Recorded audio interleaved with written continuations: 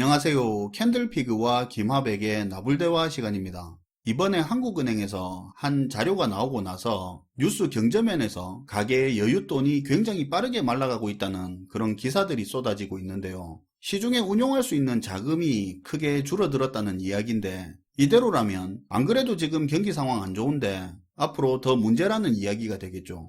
오늘은 한국은행이 발표한 이 내용이 뭔지, 그리고 현재 상황에 대해서도 같이 이야기를 한번 해보는 시간을 가져보도록 하겠습니다. 반갑습니다, 김하백님. 네, 안녕하세요. 지난 7일 한국은행이 자금순환 통계자료라는 걸 발표했는데요. 여기에 나오는 내용이 뭐냐면 쉽게 말해 가계와 기업의 여윳돈이라고 해서 순자금 운용액을 발표했습니다. 간단하게 설명해서 순자금 운용액이라는 게 뭐냐면 예를 들면 예금이라든지 적금, 주식, 보험, 그리고 연금 등 이런 금융자산에서 부채를 뺀 금액을 말하는 건데요. 이야기를 들어보면 아시겠지만 돌릴 수 있는 돈을 말하는 겁니다. 여유자금을 의미하는 거죠. 참고로 부동산에 들어간 돈은 이 순자금 운용액에는 포함되지 않는 돈이에요.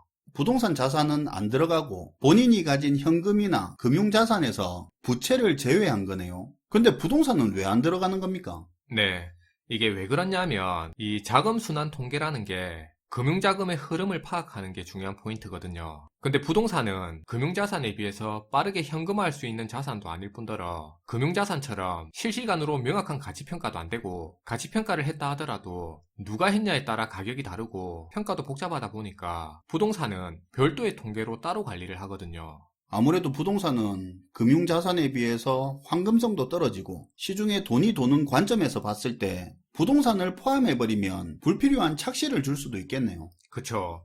부동산 자산이 많다고 해서 당장 쓸 돈이 많다는 건 아니니까요. 아무튼 그러다 보니까 기사에서도 순자금 운용액 이야기를 하면서 여윳돈이라고 표현을 하는데요. 근데 이게 올해 2분기 기준으로 가계가 가진 여유자금이 41조 2천억 원인 걸로 나타났습니다. 근데 이게 심각한 이유가 뭐냐면 바로 직전인 1분기 때 이 여유자금이 77조 6천억이었거든요. 많이 줄었네요. 전분기에 가계 여윳돈이 77조였는데 다음 분기에 41조로 줄어든 거면 굉장히 큰데?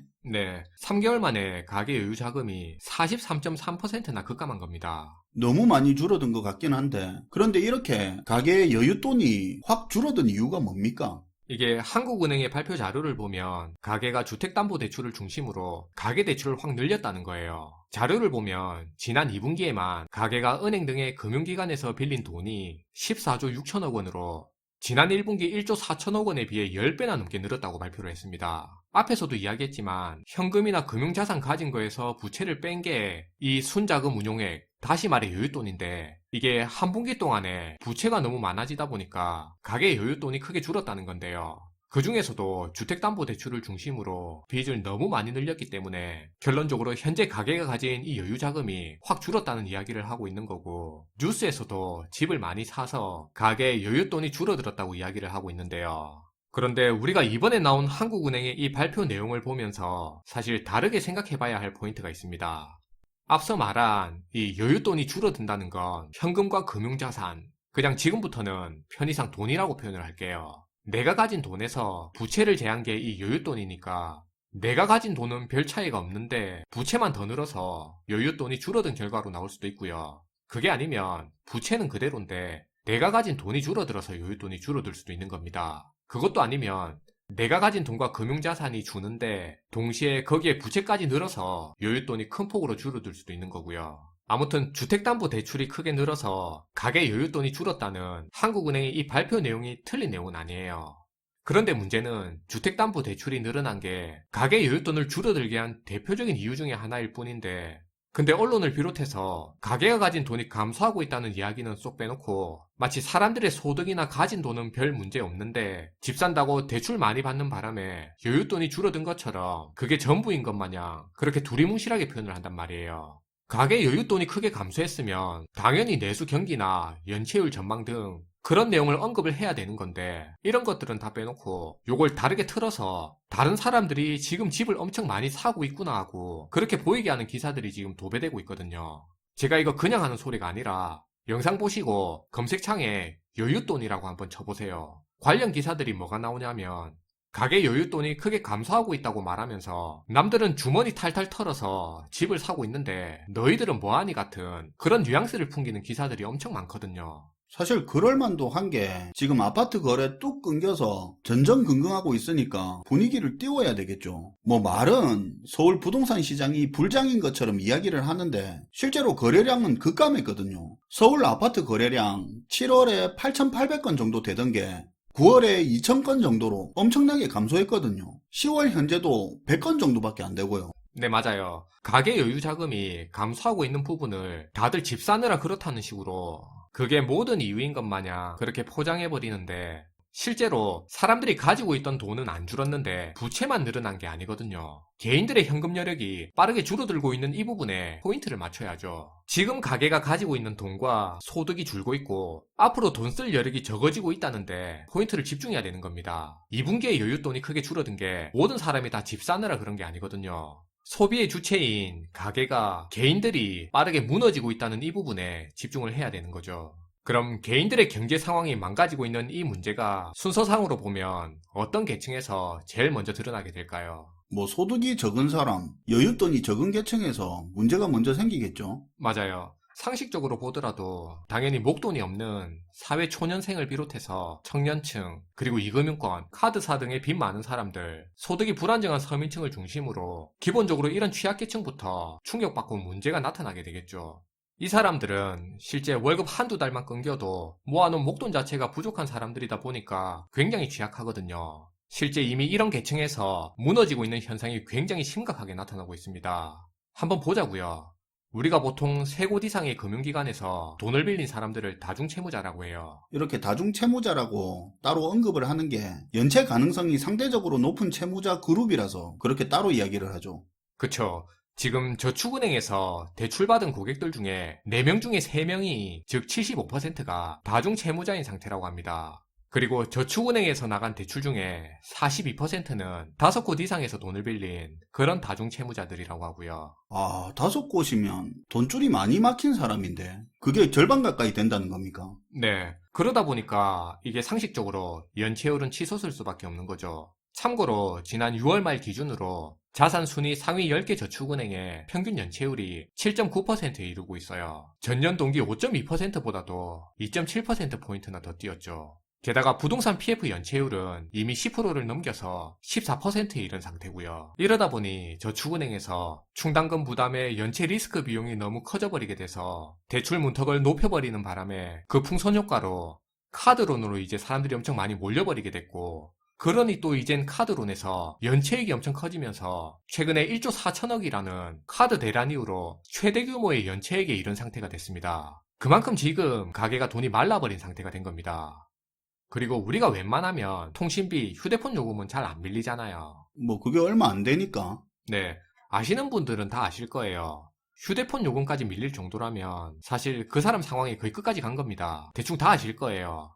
통신비에 휴대폰 할부가 같이 나오는 사람 많잖아요. 최근에 나온 언론 보도를 보면 2030 세대에서 휴대폰을 사고 단말기 할부금 연체가 지금 급격히 늘고 있다고 하는데요. 그러다 보니까 이 연체된 돈을 신용보증회사에서 대신 갚아주고 있는데 지금 그 손해율이 엄청난 상태라고 해요. SGI 서울보증 같은 경우에는 휴대폰 할부금을 내지 못한 고객 대신에 이 돈을 대신 갚아주고 있는데, 그러다 보니 지금 관련 보험의 손해율이 98%에까지 이르고 있는 상태라고 합니다. 통신비에 휴대폰 할부해봐야 대체적으로 월 10만원 안짝일 텐데 그게 연체가 급하게 느는 거잖아요. 네, 맞아요. 그리고 여기에 소액 생계비 대출이라고 해서 긴급 생계비가 필요한 취약계층에 있는 사람들한테 한 번에 100만원 이하로 예를 들면 50만원, 60만원 정도씩 빌려주는 정책 대출이 있거든요. 근데 이 소액 생계비 대출조차도 지금 연체율이 폭증해서 지난 8월 기준으로 27%까지 튀어오른 상태예요. 사실 그렇게 빌려주는 돈은 연체율이 높은 건 아는데 연체율 27%로 크게 올랐다는 게 상대적으로 비교가 안 되니까 감이 잘 안 오네요. 네, 이게 말씀하신 것처럼 소액 생계비 대출 같은 경우는 사실 연체율이 높은 게 맞아요. 근데 그게 작년 말까지만 하더라도 11%대 수준이었어요. 아, 이게 1년 만에 배 이상 뛰었네요. 네, 돈 빌려간 3분의 1 가까이가 현재 당장의 생활비조차도 감당이 안 돼서 몇십만 원밖에 안 되는 이 부채 상환을 포기해버린 상태인 거죠. 그리고 어제 9일에는 경영자 총협회에서 우리 가계 소비 수준에 대해서 조사한 걸 발표했는데요. 근데 조사 결과 내용이 충격적입니다. 그 내용이 올해 상반기에 가계의 실질 소비 수준이 2003년 이후 최저인 걸로 드러났어요.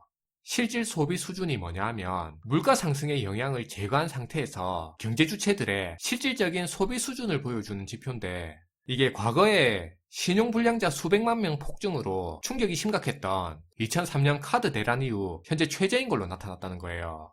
그리고 이번에 나온 통계청에서의 고용조사 발표를 보면 현재 임금을 받고 있는 근로자의 20%는 월 평균 임금이 200만원 미만인 걸로 나타났습니다. 와, 5명 중에 1명이 200만원이 안 된다 이거죠? 네, 지금 이렇게 가계가 무너지고 있는 상황이 보통 심각한 수준이 아니에요. 휴대폰 요금 연체가 급증하고 수십만원짜리 대출 연체가 폭증하는 IMF, 카드 대란 때나 있었던 일들이 지금 2024년에 또다시 벌어지고 있는 겁니다. 이게 남의 일이라고 그렇게 생각하는 분 분명히 계실 건데요. 쓰나미로 해변에 가까이 있던 사람부터 먼저 쓸려가고 있는 그 개념으로 생각해야 되는 거예요. 이 문제가 조금 더 지속되면서 심각해지게 됐을 때는 이제 그때는 취약계층, 그리고 그 위에 있는 계층, 또 그 위의 계층으로 순차적으로 점점 더 번지면서 이런 문제가 확산될 거고요. 그리고 취약계층에서 연체율이 급증하면 금융기관에서 금리를 올리는 등으로 대출 문턱을 더 올릴 거기 때문에, 그렇게 되면 당장은 취약계층이 아니라 하더라도 시중에 돈이 마르면서 그 계층이 취약계층으로 빨려 들어가게 됩니다. 그리고 여윳돈이 적은 만큼 소비도 더 급감하고 당연히 시차를 두고 기업 상황은 더 나빠지면서 고용 문제로도 그게 금방 나타나고요.